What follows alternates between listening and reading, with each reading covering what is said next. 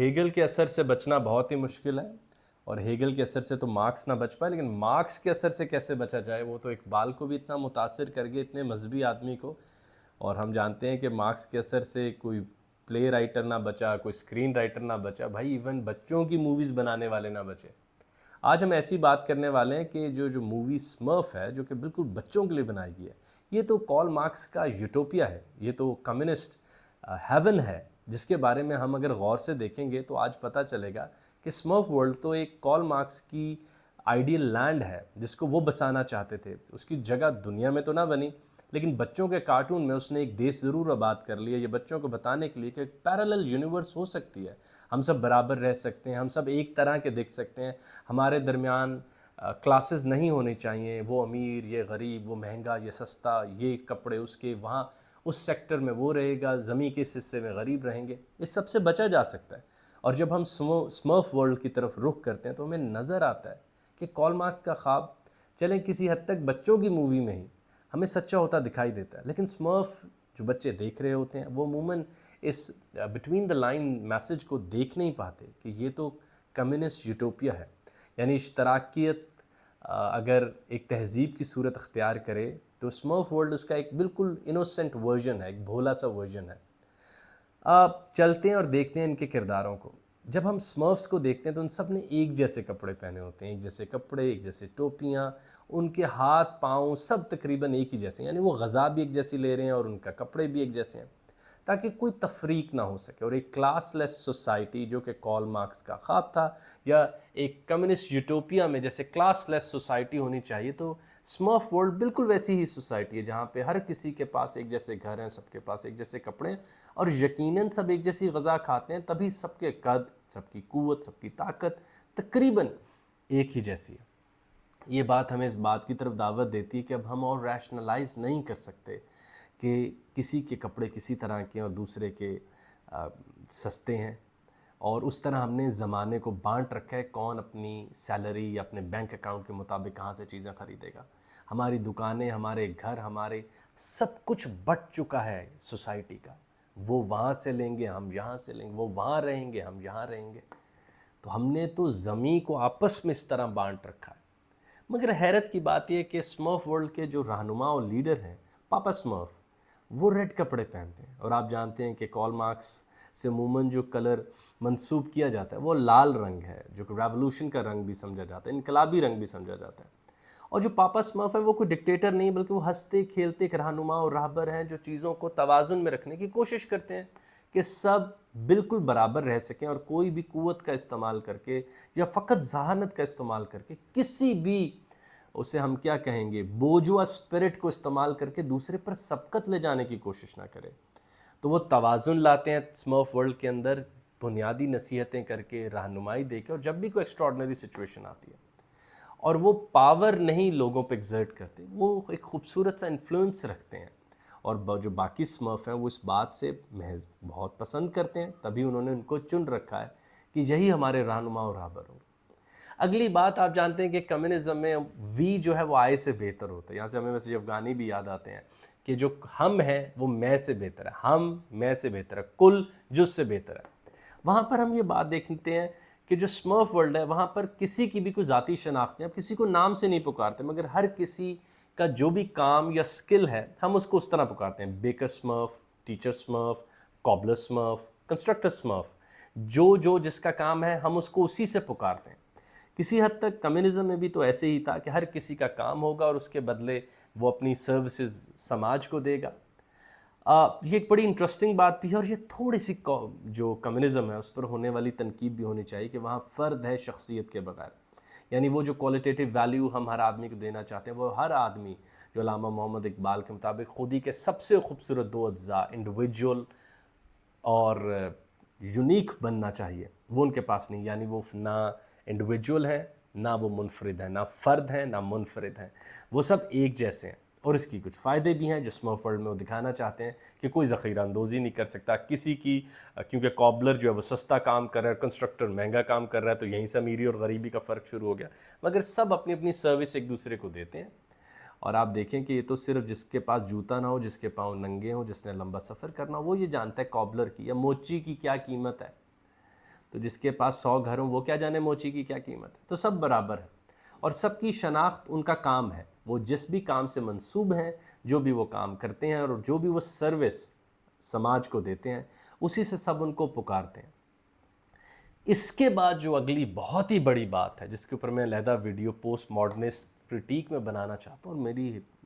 کم علمی دیکھیے کہ میں نہیں جانتا تھا کہ اتنے عام سے کارٹون میں اتنی بڑی بات چھپی ہے، وہ ہے اسمرف ورلڈ کی لینگویج. آپ جانتے ہیں کہ کہا جاتا ہے کہ جو لینگویج زبان پر میں استعمال کریں یہ تو طاقتوروں یا امیروں نے طے کر رکھی ہے تاکہ ہم آزاد نہ ہو سکیں، تاکہ ہمیں آزادی مشکل لگے اور قید آسان لگے، تاکہ ہمیں چھٹکارا پانا مشکل کام لگے اور اس تسلسل کو جاری رکھنے میں ہی ہمیں عافیت جانے.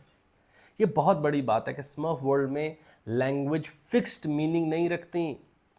I smurfed you, I've smurfed the table. ایک ہی حرف ہے، اس کو مختلف معنوں میں استعمال کیا جاتا ہے، جس کا جیسے جی چاہے. میں عام ہوں، زباں عام نہیں ہے. اس کے اوپر میں کوشش کر کے پوری علیحدہ ویڈیو بناؤں گا، خصوصاً ژاک ڈیریڈا اور اسمرف ورلڈ کی لینگویج کے اوپر. اور اس کے اوپر ہم دیکھیں گے کہ یہ کیسے اسمرف ورلڈ نے ایک نئی لینگویج دریافت کی ہے جہاں لفظ حکومت ہم پر نہیں کرتے مگر معنی کنوے کرتے ہیں. اور ہم یہ بات جانتے ہیں کہ آپ اور میں تو لفظ کو نہیں توڑ سکتے، اس کے جیسے معنی ہیں وہ ہمیں دے دیے جاتے ہیں اور وہ ہمارے ذہنوں میں بیٹھ جاتے ہیں اور ہم اس کے بعد انہی کے مطابق حقیقت کو ڈیزائن کرتے رہتے ہیں. لیکن اسمرف ورلڈ میں اسمرف ورڈ اٹ سیلف استعمال کیا جاتا ہے نئے سے نئے معنی دینے کے لیے، اور جس کا جی جیسے جی چاہے استعمال کرے. اور یہی حقیقی آزادی ہوگی نا انسانوں کی. اصل آزادی تو یہی ہوگی کہ زباں کے اوپر میں حکومت کروں گا اور میں اسے جیسے چاہوں گا اس سے ایک چیخ نکلوا لوں گا یا آہ نکلوا لوں گا یا واہ نکلوا لوں گا، اور حرف ایک ہی ہوگا، لفظ ایک ہی ہوگا. اب آتے ہیں اس پوری ویڈیو کے ایک اور دلچسپ حصے کی طرف، وہ ہے اسمرف ورلڈ کی خاتون، جس کو یہاں کے ایول کریکٹر، جو اسمرف مووی کا ایول کریکٹر ہوتا ہے، اور وہ اس کو یہاں پر بھیجتا ہے جاسوسی کے لیے. لیکن جب وہ خاتون اسمرف ورلڈ میں آتی ہیں تو ان کو آ کے احساس ہوتا ہے کہ میں حقیقی اسمرف نہیں ہوں، مجھے آرکیسٹریٹ کیا گیا ہے، یا مجھے وہاں کے کیا کہیں گے، مجھے سوشل انجینئرنگ کے لیے بھیجا گیا کہ میں یہاں کے توازن کو توڑ کے رکھ دوں، اور میں حقیقی اسمرف نہیں ہوں. کہا جاتا ہے کہ بورژواز حقیقی پوزیشن نہیں ہے. ہم پہلے پریمیٹیو کمیونزم میں زندہ تھے، جب تمام انسان زمین پر آئے تو زمین کے تمام ریسورسز سب کے پاس تھے. پھر نہ جانے کسی لالچی نے کیا کیا کہ آج ہم ایسے ہیں کہ وہ امیر وہ غریب، کیونکہ اس کے پاس زمین زیادہ ہے، حالانکہ زمین اس کی نہیں ہے، زمین تو سب کی ہے. وہ اقبال کا قول ہم آپ کو سناتے ہیں نا کہ اللہ تعالیٰ فرماتے ہیں کہ میں نے زمین پانی و مٹی سب کو دی، تم نے تاتار و ایران و افغان بنا لیے. تم نے زمین بانٹ کے اپنی حدود بنا کے کوئی امیر ہو گیا، کوئی جگہ جی آج سے میری ذرا زیادہ ہوگی.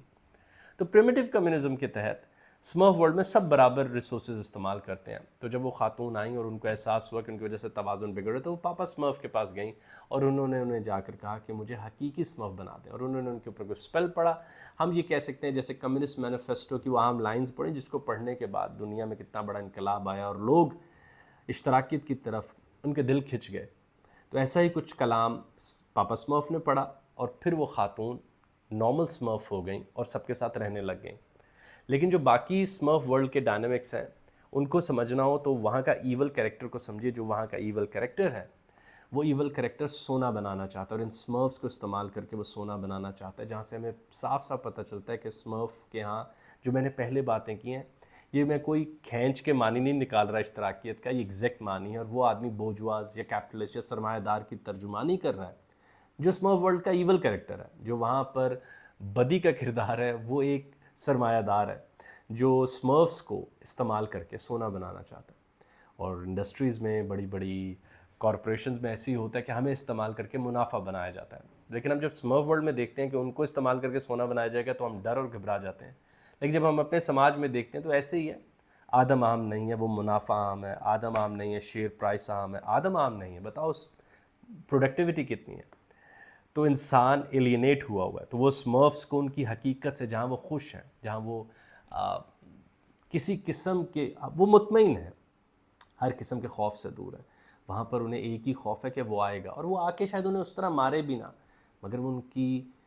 ان کو پروڈکٹیو بینگز میں بدل دے گا اور ان کو خوش ہونے کی بجائے ملازم بنا دے گا. وہ خوش ہیں، وہ لوگ ہیں، وہ انسان ہیں،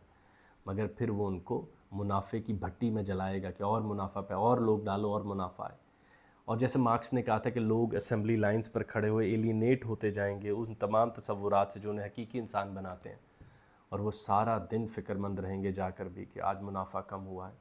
تو سمرفس بھی اسی بات سے ڈرتے ہیں کہ کوئی ایک منافع بنانے والا آ کے ان کی سمرف ورلڈ کے سکون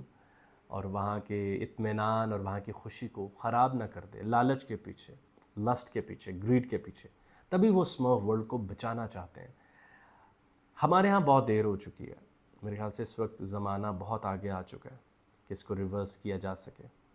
میں جب مارس کی بات کرتا ہوں تو میں سب لوگوں کو دعوت دیتا ہوں کہ جو لوگ مارس کے بارے میں کم جانتے ہیں یا وہ یہ نہیں جانتے کہ وہاں کیسے راکٹ پہ جایا جاتا ہے، وہاں آکسیجن کتنی ہے، سروائیو کیسے ہوگا، وہ کم از کم لکھیں کہ وہاں کا معاشی نظام کیسا ہوگا۔ ایسا ہی معاشی نظام جہاں غربت بڑھتی ہے، جہاں تقریباً آدھی دنیا بھوکے پیٹ بستر کی طرف جاتی ہے، جہاں لوگوں کے پاس بنیادی سہولیات آج بھی نہیں، اور دنیا کے 1% لوگوں کے پاس دنیا کی 90% وسائل پر وہ اس کے مالک ہیں،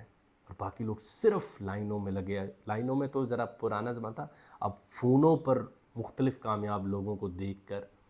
عجیب قسم کی بے چینی سے گزر۔ اچھا بھلا خوش آدمی کو بے چین کرنا ہو تو اس کو سرمایہ دار کی گلیوں سے یا ان کی مارکیٹ سپیسز سے گزاریں تو پتہ چلے گا کہ تمہارے پاس یہ جوتا بھی نہیں اور وہ کپڑا بھی نہیں۔ اسمرف کے پاس ایک جیسے جوتے ہیں، ایک جیسی ٹوپیاں، ایک جیسے کپڑے ہیں، اور ان کے پاس ساری کائنات ہے جس کو مل کے بانٹ لیتے ہیں اور خوشی خوشی رہنے کی کوشش کرتے ہیں۔ اور ان کے ہاں اگر کوئی جاسوس آئے تو وہ طاقت رکھتے ہیں اس کو اپنے جیسا کر لیں، نہ کہ اس جیسے ہو جائیں، اور وہ سونے سے زیادہ زمیں کو اہم سمجھتے ہیں۔